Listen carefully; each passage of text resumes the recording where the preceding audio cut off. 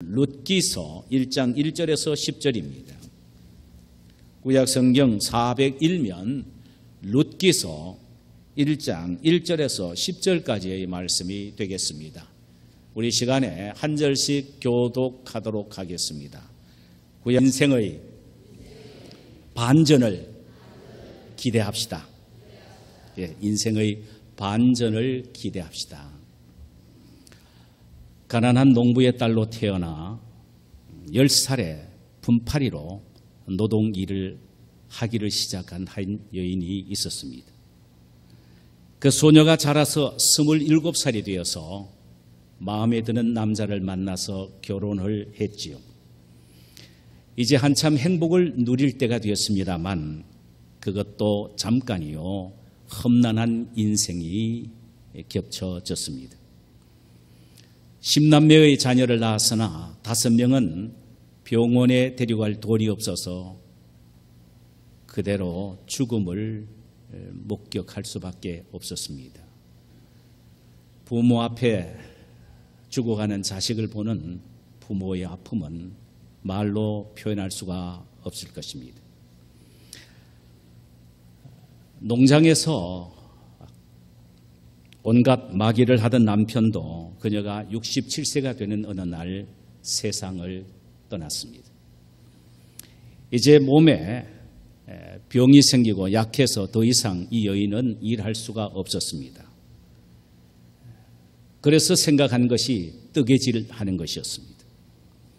그런데 설상가성으로 손가락의 류마티스 관절염 때문에 역시 이것도 할 수가 없어서 포기하고 맙니다. 그래서 생각한 것이 그림 그리는 일이었습니다. 70살이 되어 시작한 그림 그리기는 생각보다 훨씬 힘들었고 많은 비용이 소모가 되었습니다. 그래서 그림 그리기도 중단을 합니다. 자신이 지금까지 그려온 그림을 팔아야만 살겠기에 자기가 단골로 다니는 약방 창문에 붙여 놓습니다. 그리고 어떤 그림은 자기가 아는 친구와 친척들에게 연락을 해서 사줄 것을 간청하기도 했습니다. 그림 한 장의 가격은 고작 2불 내지 3불이었습니다. 그녀는 평생 그림 레슨을 한번 받아본 적이 없습니다. 그러니 당연히 초등학생 그림에 지나지 않았지요. 그분이 그린 그림의 대부분은 풍경화였기 때문에 그렇게 많은 사람들로부터 주목을 받지 못했습니다. 그런데 그녀가 78세 되던 어느 날 이변이 생겼지요. 한 그림 수집가가 나타나 할머니의 그림을 있는데도 다 사겠다는 것이었습니다. 졸지에 그 그림들 중에는 100만 달러가 되는 그런 그림도 나왔습니다. 하루아침에 그녀의 인생은 반전이 된 것이죠. 이분이 누구신지 아세요? 유명한 미국의 국민 화가로 불리워지는 모세 할머니, 그랜마 모세, 본명은 메리 로버슨 모세스입니다. 그녀의 나이 78세에 이런 인생 반전이 일어난 것이죠. 1949년 트루만 대통령은 그녀에게 여성 프리 프레스 클럽상을 수여를 했고 1960년 록펠러는 그녀의 100년째 생일, 100세 되는 생일날 아침에 모세 할머니의 날, The Day of Grandma Moses, 이 날을 선포했습니다. 그 해에 시사 주간지 타임지에서는 그녀를 표지 모델로 소개를 했고 미국 최신청은 그녀를 기념하여 기념 우표를 발간하기도 했습니다. 그야말로 인생 역전의 반전 드라마가 일어나게 된 것입니다. 우리의 인생이 물 흐르듯 모든 것이 계획대로 잘 되면 얼마나 좋겠습니까? 하지만 인생은 그렇지 않습니다. 가파른 언덕길이 있는가 하면은 바닥에 보이지 않는 낭떠러지도 있는 것이 인생이지요. 오늘 본문의 누께서는 대반전의 인생을 경험한 한 가정을 소개하고 있습니다. 룻과 나오미의 가정입니다. 이 가정에 일어난 인생의 대반전은 정말 드라마틱합니다. 그런데 이 대반전의 역사는 인간에 의하여 주도된 것이 아니라 살아계시는 하나님에 의하여 주도되었다는 사실입니다.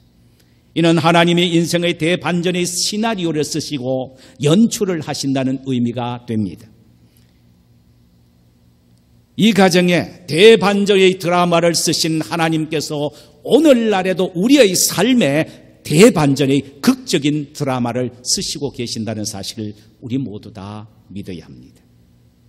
이 시간 나오미의 가정에 대반전의 엄청난 연출을 펴신 하나님께서 어떻게 이 일들을 시작하시고 이루어 나가셨는지를 함께 생각해 보기를 원합니다.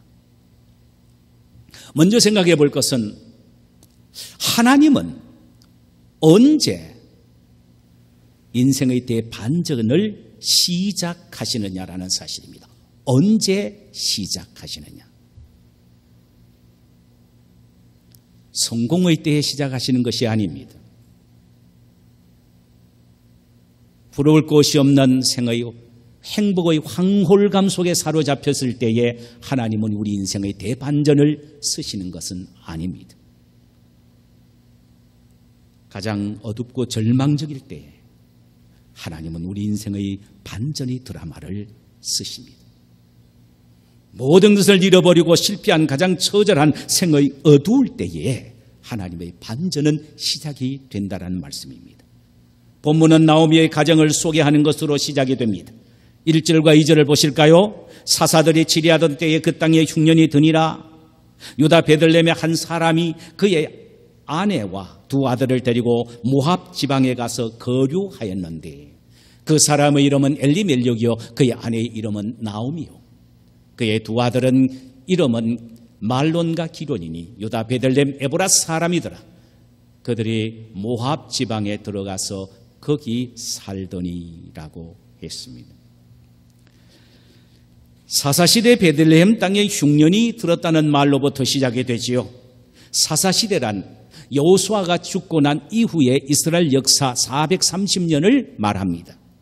이 시대를 소위 다크 에이지, 암흑 시대라고 부릅니다. 이 말의 의미는 하나님의 말씀이 있었지만 말씀을 순종하나 믿지 않는 시대에 살았다 이 말입니다. 하나님이 분명히 존재하셔서 이적과 기사와 역사를 일으켰지만 하나님의 역사로 받아들이지 않았다라는 의미입니다. 그런 의미에서 이 시대를 암흑 시대라고 말합니다. 바로 이 암흑 시대인 사사시대의 말엽에 베들레헴 땅에 흉년이 들었다라고 했습니다.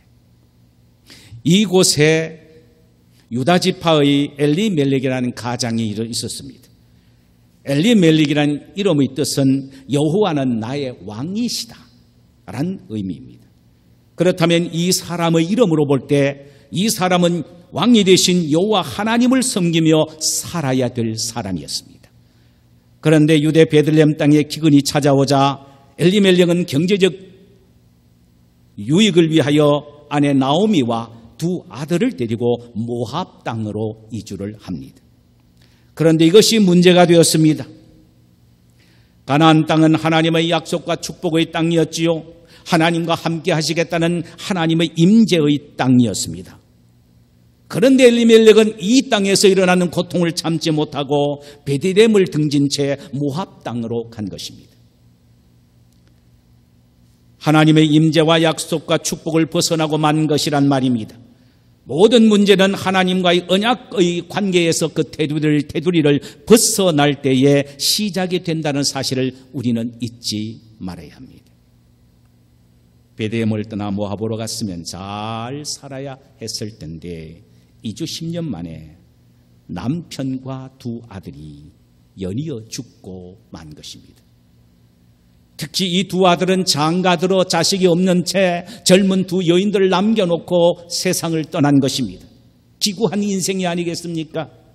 어쩌면 나오미를 향하여 팔자 사나운 여인이라고 손가락질을 사람들이 했을지도 모릅니다. 그녀는 지금 인생의 가장 처절한 절망과 고통 가운데 처해져 있습니다. 생의 희망도 소망도 없어졌습니다. 이제는 더 이상 내려갈 곳도 없는 인생의 막장까지 내려가서 뒹굴고 있습니다. 그러나 우리는 인생의 절대 절망의 밑바닥에서 은혜로우신 하나님의 반전의 손놀림을 보아야 합니다. 우리는 이 사실을 룻기서 곳곳에서 발견하게 됩니다. 먼저 6절을 보면 이런 말씀이 소개됩니다. 그 여인이 모압 지방에서 여호와께서 자기 백성을 돌보시사 그들에게 양식을 주셨다 함을 듣고 이에 두 며느리와 함께 일어나 모압 지방에서 돌아오려 하여라고 했습니다. 그토록 흉년이 들었던 고향 베들레헴에 하나님께서 풍년을 준비하고 계신다는 사실에 우리의 시선을 집중해야 합니다. 또 1장 22절에 보니까 나오미가 모압 지방에서 그의 며느리 모압 여인 룻과 함께 돌아왔는데 그들이 보리 추수 시작할 때에 베들레헴에 이르렀더라 그랬습니다. 그들이 돌아온 시기는 보리 추수하는 시기였다라고 말합니다. 이 말의 의미는 이삭이라도 주워 먹고 살 수 있는 기반을 하나님이 준비하셨다는 의미입니다. 2장 3절에 보면은 룻이 가서 베는 자를 따라 밭에서 이삭을 줍는데 우연히 엘리멜렉의 친족 보아스에게 속한 밭에 이르렀더니 그랬습니다. 하나님께서 룻이 거절당하지 않고 마음껏 이삭을 줄 수 있도록 친족이 되는 보아스의 보리밭을 준비해 놓고 계셨다는 말입니다. 2장 8절에 보면 보아스가 룻에게 이르되 내 딸아 들으라. 이삭을 주우러 다른 밭으로 가지 말라. 여기서 떠나지 말고 나의 소녀들과 함께 있으라.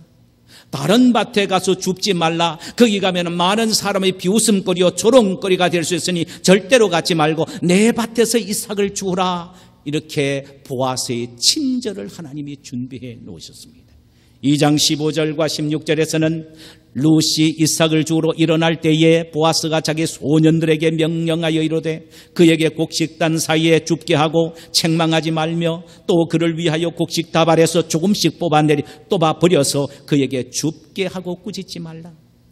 보아스가 종들에게 명령을 내립니다. 룻으로 하여금 곡식단 사이에 줍게 하되 책망하지 말라는 것입니다. 고의적으로 곡식 다발에서 조금씩 뽑아 흘려 룻으로 하여금 편안하게 주워갈 수 있게 하라는 것입니다. 줍는 그에게 결코 꾸짖지 말라는 것입니다. 이는 보아스의 넓은 마음을 하나님은 준비해 놓으셨다는 말입니다.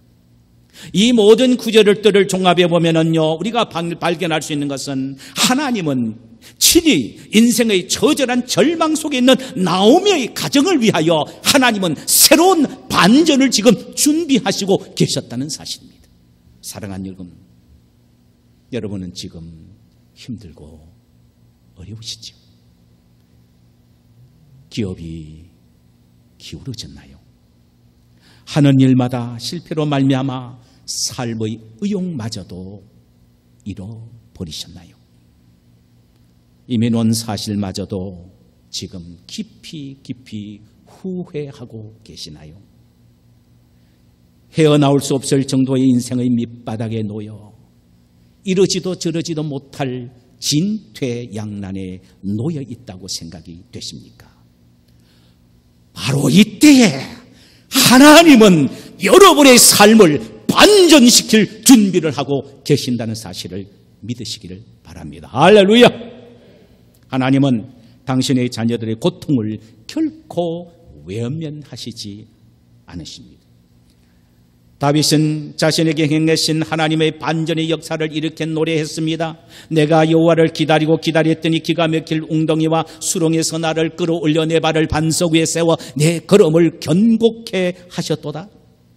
기막힌 웅덩이에서 하나님은 새로운 인생의 반전인 반석을 준비하고 계셨다는 말씀입니다. 하나님은 당신의 자녀들을 결코 망하게 내버려 두시지 않습니다. 그러므로 가장 절망적인 순간에 가장 낮은 자리에 처해 있을 때에 하나님의 반전은 시작된다는 이 사실을 믿게 되시기를 주님의 이름으로 축원합니다. 반전을 준비하신 분은 주님이시라면 그러면 우리가 다시 일어나기 위해서 할 수 있는 일은 무엇입니까? 우리가 할 수 있는 일은 무엇입니까? 첫째로 실패의 원인을 깨닫고 돌이켜야 합니다. 은혜 중에 최고의 은혜는 깨달음이 은혜죠. 매사를 깨달아야 합니다. 자신의 잘못된 생각도 깨달아야 하고 자신의 지은 죄의 처절함도 뼈저리게 깨달아야 합니다. 그래야 소망의 빛이 비춰지게 되는 것입니다. 그런데 어떤 사람은 쉽게 깨닫는 사람이 있는가 하면 어떤 사람은 쉽게 깨닫지 못한 사람이 있습니다. 놀란 것은 죽을 때라도 깨닫고 한마디 하면 좋은데 죽어도 꽥하며 죽어도 절대로 못 깨닫는 사람이 있습니다.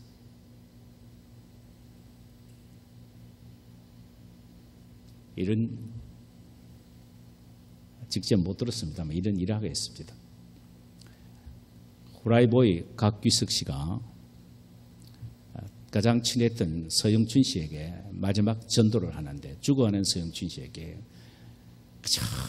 당신이 죄인이라는 걸 알고 예수만 믿고 고백만 하면 된다. 그러니까 나 편안하게 죽도록 좀 내버려둬라. 죽는까지 와서 사람을 괴롭히느냐 그러더래요. 죽을 때까지 못 깨닫습니다. 이런 사람이 있습니다.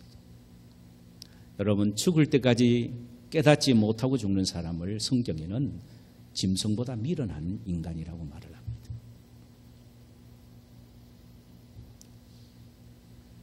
나오미는 자신의 가정이 왜 이렇게 실패가 왔는지, 자신이 왜 이런 처참한 절망의 늪에서 허우적거리는지에 대하여 그 원인을 정확하게 발견을 했습니다.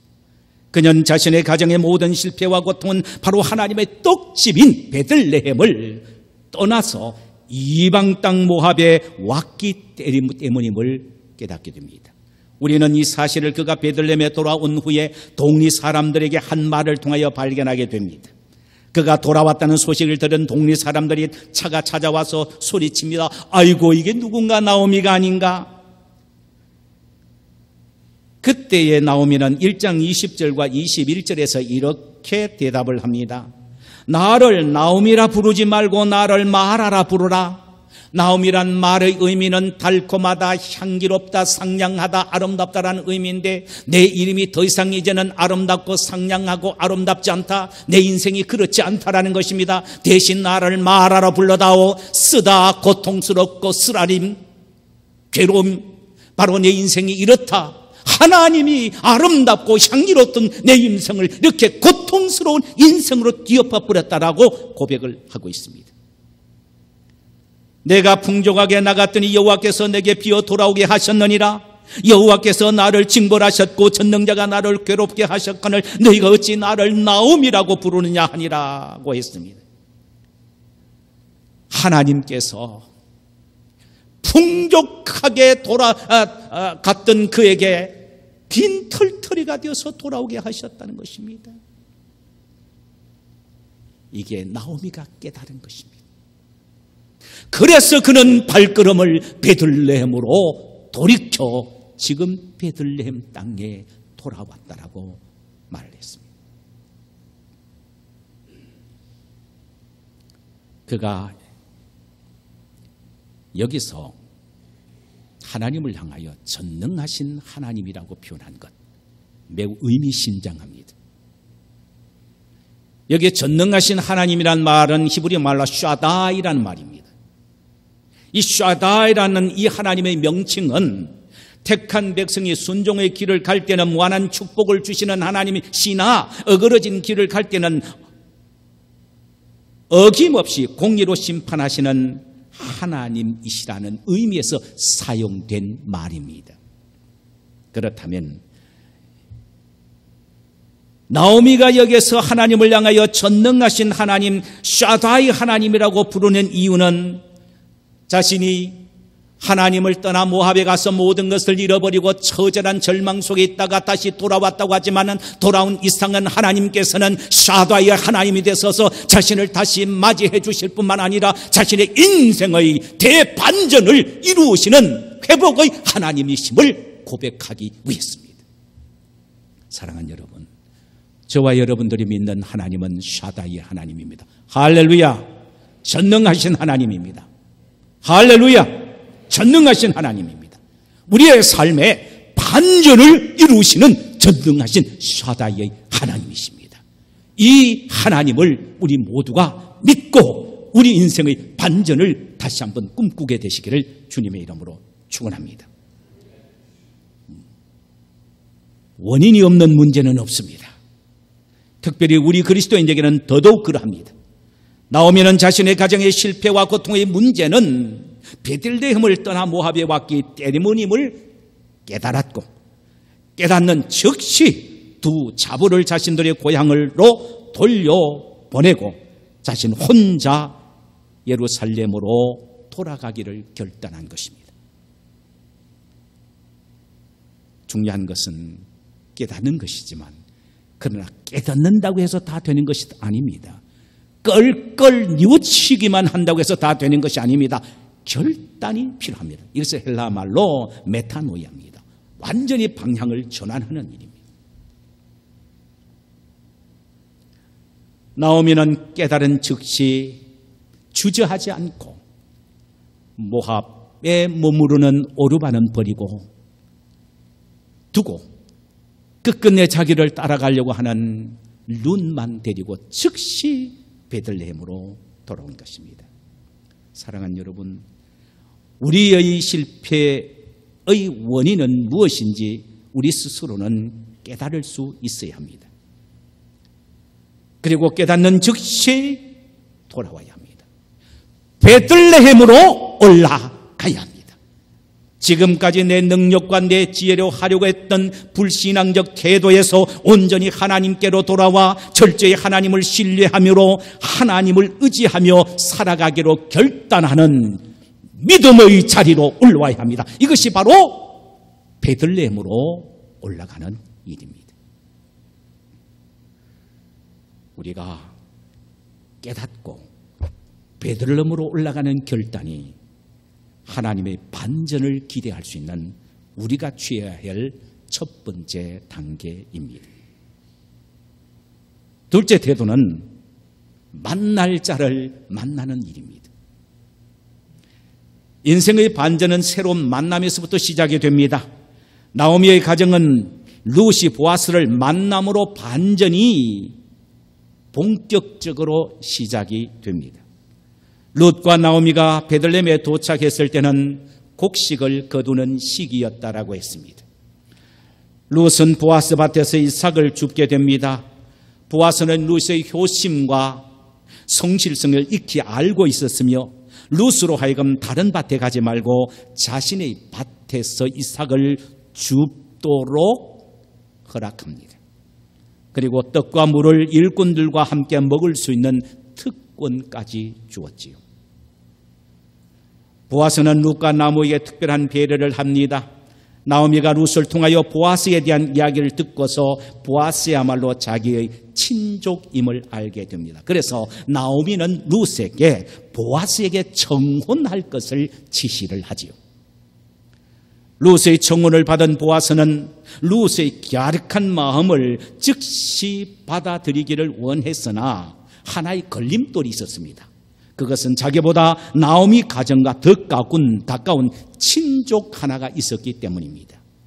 구약 율법에서는 말이에요, 어떤 사람이 돈이 없어서 자기의 땅을 저당 잡히거나 다른 사람에게 팔거나 또 돈 때문에 그 사람이 다른 사람이 종이 될 경우에는 그 사람의 가장 친한 친족이 그 사람의 모든 그 돈을 갚아주고 땅을 도로 찾아주어야 할 책임이 있고, 또 노예된 그 사람을 돈을 지불하고 그를 다시 자유케 해줘야 될 책임이 있습니다.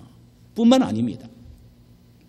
만약에 자기 친족이 결혼을 한 채 자식이 없이 그대로 죽었다면 그 미망인과 결혼해서 그 사이에 자식을 낳아서 그 자식에게 모든 재산을 인계해주는 계대 시스템이 있었습니다. 이것이 율법입니다.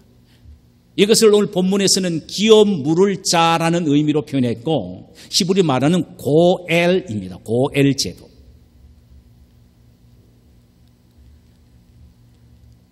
바로 이 고엘 제도가 있기 때문에 보아스는 금방 나오미의 청혼을 받아들일 수가 없었습니다. 그래서 나보다 더 가까운 사람이 다른 사람이 있으니 그 사람에게 이 사실을 알려서 너 가정의 모든 문제를 해결해 주고 회복시켜 줄 것을 제안을 하고 그가 제안을 받게 되면은 너는 그 집에 시집을 가야 되고 그 사람이 너희 가정의 모든 문제를 해결할 것이다. 그러나 그 사람이 거절할 경우에는 내가 대신 하겠다라고 약속하고 돌려보냅니다. 그리고 엄밀하게 이제 보아스는 이 일을 추진하기를 시작합니다. 그래서 먼저 공적인 위트니스가 필요하기, 증인들이 필요하기에 10명의 장로들을 성문 어귀에 불러냅니다. 그리고 바로 이 나오미의 가정에 제1순위인 기업 물을 자, 이름은 소개되지 않습니다만 이 사람을 불러냅니다. 그 10명의 장로들 앞에서 이제 보아스가 입을 열어서 제안을 하기 시작합니다. 자네는 나오미의 가장 친한 친족 가운데 1순위야. 나는 2순위야. 그러므로 나오미가 진 빚을 내가 갚아주겠느냐? 만약에 내가 거절하면은 이것은 내가 맡겠다. 이 말을 듣던 1순위자는 자신에게 유익이 될 것으로 생각하여 그렇게 하겠다고 금방 받아들입니다. 이유인 즉슨 상속자가 그 집에 아들이 없을 경우에는, 여자만 있을 경우에는 여자들이 죽으면 자연히 자기의 재산이 되거든요. 그래서 그것을 꿈꾸면서 내가 맡겠다라고 이야기를 했습니다. 그런데 그 다음에 보아스가 이런 제안을 합니다. 그 제안에 그만 이 사람이 얹혀버리고 맙니다. 그 제안은 나오미의 기업을 물어주는 날에는 나오미의 며느리 룻과 결혼하여 자식을 낳아 그 아이의 이름으로 재산을 상속하여 계대를 이어주어야 한다. 이것을 네가 하겠느냐라고 하니까 이 사람이 벌렁 나자빠집니다. 난 그건 못하겠다. 내 제1순위를 내가 포기하겠다고 그 오토리티를 포기해버리고 맙니다. 보아스는 10명의 장로들에게 당신들이 증인으로 섰지 이 일에 대해 당신들이 증언하십시오. 그래서 보아스가 룻과 결혼해서 잘 먹고 잘 살았다. 이 이야기가 아니고 그 이상입니다. 보아스가 룻과 결혼해서 아들 오벳을 낳습니다. 오벳은 이새를 낳습니다. 이새는 다윗을 낳습니다. 다윗의 계대를 보면 그 후에 그 후손이 누가 나옵니까? 메시아인 예수 그리스도가 탄생합니다. 까마짭짭한 여인, 볼 것 없는 여인, 인생의 밑바닥에서 어저거리는 이 여인이 보아스를 만남으로 말미암아, 만날 사람을 만남으로 말미암아 이 보아스에 의하여 그는 인류 역사에 메시아의 위대한 할머니로 족보에 기록될 여인이 되었습니다. 여러분, 인생의 반전, 가정의 반전 이상의 더 큰 반전이고 화려한 컴백이 어디 있습니까? 만약에 룻이 제1순위인 이 사람을 만났다면 그 인생은 반전의 드라마가 펼쳐지지 않았을 것입니다. 보아스를 만나기 때문입니다. 보아스는 누굽니까? 그는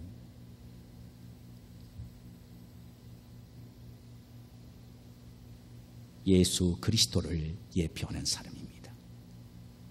히브리 말 고엘은 구속자, Redeemer 혹은 보호자라는 의미로 번역이 되어 있습니다. 고엘. 보아스가 고엘입니다. 나오미 가정을 구속해주고 보호해준 고엘이었습니다. 자기의 돈을 지불하고 빼앗긴 자에게 도로 찾아준 고엘이었습니다. 종되었던 자를 자유케 하는 고엘이었습니다. 그렇다면 오늘날 누가 우리의 고엘입니까? 우리 주님 예수님이 우리의 고엘이 되십니다. 할렐루야! 그분은 우리의 죄를 대신해서 자신의 피를 지불하시고 우리에게 생명을 주셨습니다. 그런 면에서 예수님은 우리의 고엘이 되십니다. 그분은 마귀의 종이 되었던 우리를 십자가를 통하여 우리를 마귀의 종에서 풀어서 하나님의 자녀, 하나님의 축복된 자녀로 신분을 바꾸어 주셨습니다. 그렇다면 예수님은 우리의 고엘이 되십니다. 이러본데 우리는 매일매일 삶 속에 만날 자를 만나야 합니다. 진정한 고열이신 예수님을 만나야 합니다. 여기에 만난다는 말은 한 번 만나라고 끝나는 것이 아닙니다. 매일매일 순간순간 만나며 살아야 된다는 말입니다. 이 말은 교제하면서 살아야 된다는 말입니다. 매일 우리가 하나님의 말씀을 통하여 주님과 교제를 나누고 기도를 통하여 주님과 교제를 나눔으로 우리의 영원한 고열 되신 주님으로부터 다시 우리를 일으키시는 반전의 축복을 받아야 합니다. 만날 때 가능합니다. 예수님을 만날 때 가능합니다. 순간순간 만날 때 가능합니다. 매일매일 만날 때 가능합니다. 왜냐하면 우리는 매일매일 인생의 어려움을 겪고 있기 때문입니다. 그러므로 날마다 우리 짐을 져주시는 고엘을 만나야 합니다. 오늘날 많은 사람들은요, 인생의 반전을 위하여 인맥을 찾아 나서지요. 또 금맥을 찾아 나서기도 합니다.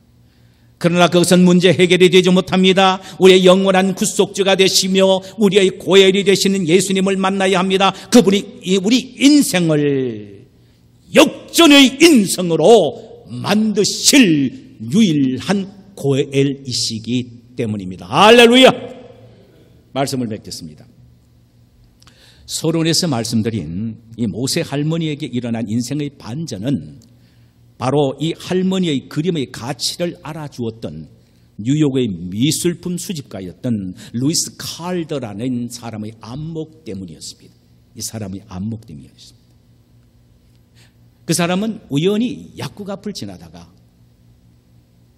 약국의 창문 위에 붙여져 있는 이 그림을 봅니다. 그리고 그림 속에 담겨진 화가의 탁월한 재능을 발견하게 됩니다. 그래서 그 그림을 다 사주고 그를 키웠던 것입니다. 사랑하는 여러분, 루이스 칼더보다 더 탁월한 안목을 가지고 계신 분이 계십니다. 누굽니까? 우리 하나님이십니다. 우리가 뭔가 뛰어난 능력이 있어서가 아니라 하나님은 우리 속에 예수의 생명을 보십니다. 하나님은 우리 속에 있는 예수님의 형상을 보십니다. 하나님은 우리 속에 있는 예수님을 향한 사랑을 보십니다. 하나님은 우리 속에 있는 예수님에 대한 믿음을 보십니다. 하나님은 이런 것들을 우리 속에 있는 것을 보시고 우리를 위한 당신의 새로운 인생의 반전을 시작하십니다. 할렐루야! 시작하신 그분은 반드시 화려하게 이루실 줄 믿습니다. 인생의 반전은 가장 절망적이고 고통스러운 순간에 하나님에 의하여 시작이 됩니다. 그러므로 우리는 그때 실패의 원인을 발견하고 돌이켜 우리의 발걸음을 베들레헴 순종의 발걸음으로 나아가야 합니다. 우리의 구속자인 고일이 되신 예수님과 영적인 교제를 통하여 뜨거운 만남이 매일매일 이어져야 합니다. 그 순간 저와 여러분의 삶은 화려하게 새로운 반전의 인생으로 바뀌어질 줄 믿습니다. 이 말씀은 살아계신 하나님의 말씀입니다. 할렐루야!